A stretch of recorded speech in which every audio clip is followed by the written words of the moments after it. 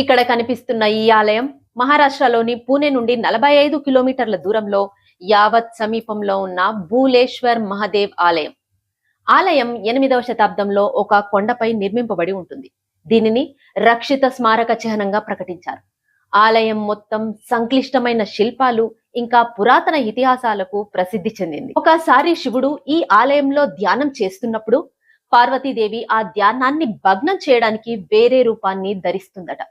అయితే శివుడు ఆ రూపంలో ఉన్న పార్వతీదేవిని గుర్తించలేకపోయాడని నమ్ముతారు. అందుకే ఈ ఆలయానికి భూలేశ్వర్ ఆలయం అని పిలుస్తారు. భూల్ అంటే మర్చిపోవడం అని అర్థం. అలాగే ఈ ఆలయం ఒక రహస్యమైన సాంప్రదాయానికి కూడా ప్రసిద్ధి చెందింది. అదేంటంటే భక్తులు శివలింగానికి ఒక గిన్నెలో ప్రసాదాన్ని సమర్పించినప్పుడు అందులో కొంత రహస్యంగా అదృశ్యమవుతాయట. ఇక్కడ మరొక ప్రత్యేకత ఏంటో తెలుసా?